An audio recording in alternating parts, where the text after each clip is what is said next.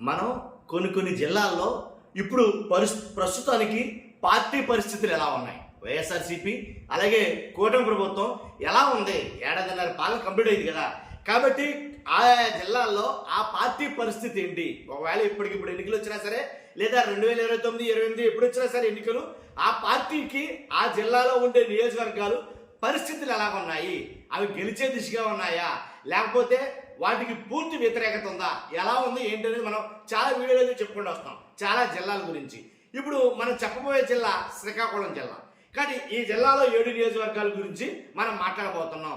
కానీ ఈ 7 నియోజకవర్గాల్లో ఏ అభ్యర్థులు అక్కడ స్ట్రాంగ్గా ఉన్నారో, ఏ అభ్యర్థులు అక్కడ వీక్గా ఉన్నారో వాళ్ళకి వ్యతిరేకత ఎక్కువ ఉంది, ఏ అభ్యర్థులు అరాచకాలు అక్రమాలు అన్యాయాలు ఏవైతే చేస్తున్నారో కూటమి ప్రభుత్వంలో కొంతమంది ఎమ్మెల్యేలు దారుణంగా ఉన్నారని చంద్రబాబు నాయుడు గారు చెప్తున్న సందర్భంలో, కానీ ఈ జిల్లా నుంచి అంత దారుణంగా ఉండే ఎమ్మెల్యేలు ఎవరు ఉన్నారా, లేకపోతే 7 గెలిచే అవకాశం ఉందా, లేకపోతే 7 ఓడిపోయే అవకాశాలు ఉన్నాయా ఏంటనే దాని మీద మనం చిన్న చర్చ అయితే చేయబోతున్నాం. కాబట్టి శ్రీకాకుళం జిల్లాలో ఎవరు గెలుస్తారు, ఎవరు ఓడిపోతారు, ఎవరు స్ట్రాంగ్గా ఉన్నారు, ఎవరు వీక్గా ఉన్నారు, ఎవరు బలాబలాలు ఏంటి చెప్పే ముందు ఫస్ట్ లైక్ చేయండి. లైక్ చేస్తే నాకు మోటివేషన్గా ఉంటుంది, ఎక్కువ మందికి ఇన్ఫర్మేషన్ షేర్ అవుతుంది. లైక్ చేయండి, మీ బాధ్యత చెప్తాను నేను. కానీ లైక్ చేయండి, కొత్తగా మన ఛానల్ ఇస్తే పక్కాగా సబ్స్క్రైబ్ చేయండి. మీ అమూల్యమైన అభిప్రాయాన్ని కామెంట్ రూపంలో తెలియజేయండి. ఎందుకంటే ఈ శ్రీకాకుళంలో రాజకీయంగా బాగా అవగాహన ఉన్న ప్రజలు ఎక్కువ మంది ఉన్నారు. ఏంటంటే ప్రతి నియోజకవర్గంలో రాజకీయంగా పరిజ్ఞానం ఎక్కువ ఉన్నటువంటి నియోజకవర్గాలు ఇవన్నీ కూడా. కాబట్టి ఇక్కడ గెలుపు అనేది చాలా ఎలా అంటే సాధ్యాల మీద ఆధారపడి ఉంటుంది. ఒకసారి చూద్దాం అసలు ఈ జిల్లాలో ఉండే నియోజకవర్గాలు ఇచ్చాపురం, పలాస, టెక్కలి, పాతపట్నం, శ్రీకాకుళం, ఆముదాల వలస, నరసన్నపేట, ఈ 7 నియోజకవర్గాలు. 7 నియోజకవర్గాలు కూడా దెబ్బ నియోజకవర్గాలు అని చెప్పాలి వాస్తవంగా అయితే కనుక. ఇప్పుడు ఫర్ ఎగ్జాంపుల్ అంటే ఇప్పుడున్న పరిస్థితుల్లో కొన్ని నియోజకవర్గాలు ఎంత దారుణంగా అయితే ఉన్నాయో ఒకసారి చెప్తాను నేను మీకు. ఇక్కడి నుంచి ఎవరైతే కోన రవికుమార్ ఆముదాల వలస నుంచి కోన రవికుమార్ నియోజకవర్గం ఎలా ఉందో నేను మీకు చెప్పవసరం లేదు అసలు.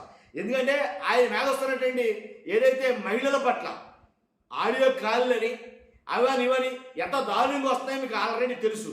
ఇప్పుడు బాగా చర్చ ఏదైనా ఉందంటే కనుక కోన రవికుమార్ గారి ఏవైతే ఆడియో కాల్ సంభాషణలో లేకపోతే మహిళల పట్ల ఆయన మాట్లాడిన మాటల్లో ఏంటి. కాబట్టి లైంగిక వేధింపులు ఇలా 1 కాదు 2 కాదు చాలా ఆరోపణలు అయితే ఆయన మీద వచ్చాయి. కానీ ఆరోపణ మీద ఇప్పుడు ఎక్కువగా అయితే కనుక చర్చ నడుస్తుంది.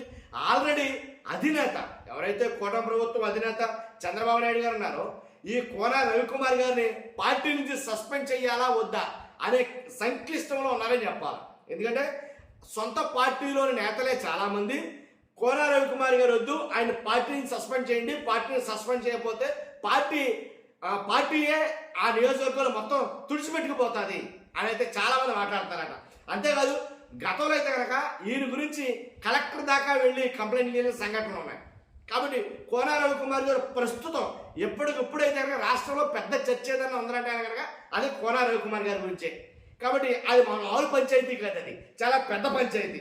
అంతేకాదు ఆ నియోజకవర్గంలో ఇసుక కానీ మైనింగ్ కానీ రైతుల్లో కానీ ఈయన పట్ల పూర్తి వ్యతిరేకత ఉంది. దీనిలో ఎలాంటి డౌట్ లేదు, 100కు 100% వ్యతిరేకత అయితే ఉంది. చెప్తారుగా ముఖ్యమంత్రి గారికే ఈయన పద్ధతి నచ్చడం లేదు, కానీ తుంచాలా అనే ఉద్దేశంలో అయితే కనుక ముఖ్యమంత్రి గారు ఉన్నారు, దాంట్లో ఎలాంటి డౌట్ లేదు. కానీ ఆముదాల వలసలో 100% అక్కడి నుంచి కోన రవికుమార్ గారే ఉంటే కనుక ఈసారి కష్టమే, దాంట్లో ఎలాంటి డౌట్ లేదు.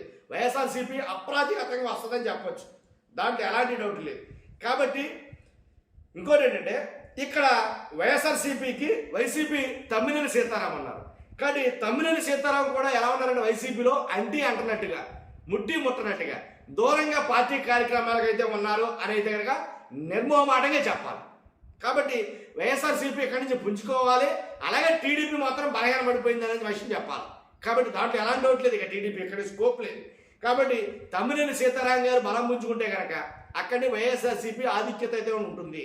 అంతేకాదు ఆయన ప్లేస్లో ఎవరు వచ్చినా సరే వైసీపీ ఇక్కడి నుంచి గెలవడం చాలా సునాయాసం. ఎందుకని ఇక్కడ ఉన్న వ్యతిరేకత కావచ్చు, కోన రవికుమార్ ఆరోపణలు కావచ్చు, ఇవన్నీ చూసుకున్నట్టయితే కనుక.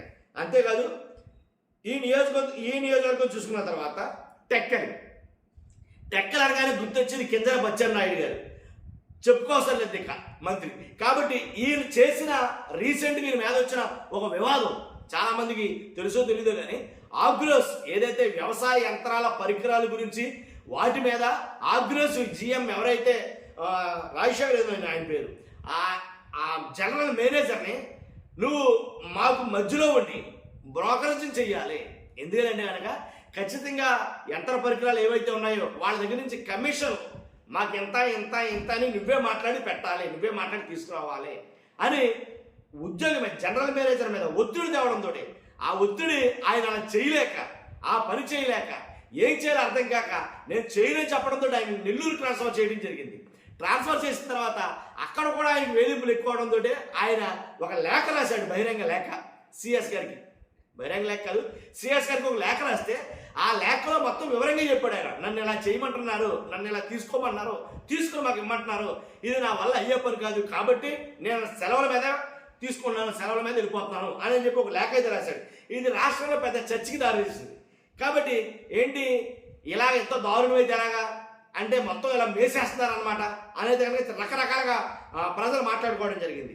కాబట్టి ఇక్కడ టెక్కల నుంచి కింజర బచ్చెన్నాయుడు గారు చెప్పవసరం లేదు, ఎప్పుడు కూడాను అంటే సీనియర్ మోస్ట్ నాయకుడిపై గారు ఏంటి, కాబట్టి ఈయన ఓడిపోతాడు అని అన్నగాని ఈసారి అయితే కనుక కష్టం అవుతుందేమో అని చెప్తారు. ఖచ్చితంగా ఈసారి అయితే కష్టం అవుద్దేమో ఇక్కడి నుంచి అని చెప్తారు. ఎందుకంటే ఎలాంటి ఆరోపణలు వస్తున్నప్పుడు ఖచ్చితంగా ప్రజలు చూస్తారు, నిశ్చితంగా పరిశీలిస్తారు. ఇంత దారుణంగా తినేస్తారనమాట, అంటే అధికారులు కూడా వేధిస్తారనమాట, కమిషన్ తీసుకురమ్మని దండుకు రమ్మని అనే దగ్గర ప్రజలు ఆలోచిస్తారు కదా. ఇలాంటివి అయినా బట్టబయలైనప్పుడు కాబట్టి అసలు నిజస్వరూపం ఏంటో బయటపడతారు. అది జరిగింది. తర్వాత ఇచ్చాపురం చూసుకుంటే కనుక అశోక్ బెందాళం వరుసగా 3 సార్లు గెలిచాడు ఈయన, దాంట్లో ఎలాంటి డౌట్ లేదు. కాకపోతే ఈసారి మాత్రం కష్టమేమో అనేది అన్నారు. ఎందుకని గెలిచామనే ధీమాలో ఏంటో తెలియదు కానీ నియోజకవర్గాన్ని పట్టించుకోవడం మానేయదు, నియోజకవర్గంలో అభివృద్ధి మాట పక్కన పెట్టేయడు. కాబట్టి ఆయన నెక్స్ట్ కోసం ఆయన సిద్ధపడటం ఇలాగా తర్వాత అక్కడి నుంచి ఆ ఇతరుల పెత్తనాలు ఎక్కువ అవడం అండ్ పార్టీలో చాలా మటుకి గ్రూపులుగా ఏర్పడటం ఈసారి. కానీ ఇవన్నీ చూసుకుంటే అక్కడి నుంచి ఈసారి అశోక్ బెందాళం ఏంటి 4వ సారి గెలుస్తాడు అని అంటానికి ఎట్టి పరిస్థితుల్లో అవకాశం లేదు. నాకు తెలిసి ఈసారి కష్టమేమో అని చాలా మంది అయితే మాట్లాడుకున్నారు. అది లోకల్ టాక్ అది. కాబట్టి వైసీపీ నుంచి పెరిగే విజయ ఎవరైతే ఉన్నారో జడ్పీటీ చైర్మన్ కూడా పోటీ చేస్తారు. కాబట్టి ఈసారి అశోక్ బెందాళం కష్టమేమో అనేది మాట్లాడితే వస్తున్నాయి. తర్వాత పలాస చూసుకుంటే గౌతు శిరీష ఫస్ట్ ఎమ్మెల్యే, అక్కడేమో వైసీపీ మంత్రి సిదిరి అప్పలరాజు. కాబట్టి ఈసారి గౌతు శిరీష గారు చాలా ఫాస్ట్గా అయితే ఉన్నారు. మంచి ఎలా అంటే కొన్ని కార్యక్రమాలు చాలా చురుగ్గా అయితే పాల్గొనడం అయితే జరుగుతుంది. కానీ కొన్ని ఆరోపణలు అయితే వస్తున్నాయి వాస్తవంగా అయితే కనుక చాలా మంది మీద. కాబట్టి వాళ్ళతో పాటు గౌతు శిరీష గారు. కాబట్టి అక్కడి నుంచి ఇక వైసీపీ పుంజుకోవాల్సి ఉంటుందేమో పలాస నుంచి. తర్వాత పాతపట్నం చూసుకుంటే మామిడి గోవిందరావు గారు, ఇక్కడి నుంచి చాలా కష్టమవుతుంది ఈసారి టీడీపీ. ఎందుకంటే వైఎస్ఆర్సీపీ కూడా అక్కడ గట్టి పోటీ అయితే ఇచ్చింది. 14-19లో వైసీపీ గెలిచింది, 2014లోను 2019లోను వైసీపీ గెలిచింది. కాబట్టి వైఎస్ఆర్సీపీ తరఫున రెడ్డి శాంతి గారు అక్కడి నుంచి. ఈసారి ఇక్కడి నుంచి పోటీ టఫ్ ఫైట్ అయితే ఉంటుంది ఖచ్చితంగా. కాకపోతే కొన్ని ఆరోపణలు ఉండవు, వ్యతిరేకత నియోజకవర్గంలో వ్యతిరేకత కూడా ఎక్కువగానే ఉంది ఇక్కడి నుంచి. తర్వాత శ్రీకాకుళం గొండు శంకర్ గారు, వైఎస్ఆర్సీపీ తరఫునేమో ధర్మాన ప్రసాదరావు గారు. ధర్మాన ప్రసాదరావు గారు పార్టీకి దూరం అయ్యారు వైఎస్ఆర్సీపీ తరఫున, పార్టీలో అంతగా లేరు కానీ అక్కడి నుంచి ఏ అభ్యర్థిని నిల్చోబెట్టిన వైసీపీ ఈసారి ఖచ్చితంగా విజయం అయితే సాధిస్తారేమో అని డెక్కబద్ధంగా చెప్పేయచ్చు. ఎందుకని అదేంటి ఎలా చెప్తాం, శ్రీకాకుళం జిల్లా కేంద్రం ఇక్కడ. గొండు శంకర్ గారు చాలా ప్రాముఖ్యత కలిగినటువంటి వ్యక్తి అంటే కనుక ఇప్పుడు వస్తున్నటువంటి వ్యతిరేకత ఏదైతే ఉందో కొన్ని గ్రూప్ తగాదాలు, అలాగే ఏదైతే చంద్రబాబు నాయుడు గారు కొన్ని సర్వేలు చేయించారో ఆ సర్వేల్లో ఈ గొండు శంకర్ గారికి కొంచెం అనుకూలంగా రాలేదు ఆ సర్వే అని అయితే మాట్లాడుకోవడం జరుగుతుంది. ఈయనతో పాటు అలాగే ఇచ్చాపురం అశోక్ బెందాళం కూడా ఆయనకు వచ్చిన సర్వే కూడా సరిగా లేదు, కాబట్టి వీళ్ళు ఇంకా సరి చేసుకోవాలి అని అయితే మాట్లాడతారు. తర్వాత నరసన్నపేట నుంచి బగ్గు రమణమూర్తి సీనియర్ నాయకుడు ఈయన. ఇక్కడి నుంచి వైఎస్ఆర్సీపీ ధర్మాన కృష్ణప్రసాద్ మాజీ డిప్యూటీ సీఎం వరుసగా 2 సార్లు గెలిచాడు ఆయన. కాబట్టి బగ్గు రమణమూర్తి సేమ్ ఏదైతే సర్వే చేయించారో చంద్రబాబు నాయుడు గారు ఆ సర్వేలో చాలా వీక్గా ఉన్నట్టయితే కానీ తెలిసింది. కాబట్టి వ్యతిరేకత చాలా ఉంది నియోజకవర్గంలో. కాబట్టి అలాగే గ్రూప్ తగాదాలు కూడా ఎక్కువ ఉన్నాయి, గ్రూపులుగా ఉన్నాయి. కాబట్టి ఇక్కడి నుంచి కూడా నరసన్నపేట నుంచి కూడా బలం పుంజుకోవాల్సి ఉంది వైఎస్ఆర్సీపీ కూడా. కాబట్టి రెండు కూడా టఫ్ ఫైట్ అయితే కనుక ఇక్కడి నుంచి ఉండబోతుంది. కాబట్టి ఈ నియోజకవర్గాలన్నీ కూడా అలా ఉన్నాయన్నమాట. కాబట్టి చూస్తున్న మీరు అందరూ కూడా మీ అభిప్రాయం కూడా ఖచ్చితంగా కామెంట్ రూపంలో తెలియజేయండి. శ్రీకాకుళం జిల్లాలో ఏ నియోజకవర్గాలు వేటి బలాబలాలు ఎంత అనేది ఖచ్చితంగా ఫస్ట్ అయితే లైక్ చేయండి. నాకు మోటివేషన్ ఉంటుంది, ఎక్కువ మందికి ఇన్ఫర్మేషన్ షేర్ అవుతుంది. కొత్త మన ఛానల్తో పక్కాగా సబ్స్క్రైబ్ చేయండి. Thank you very much.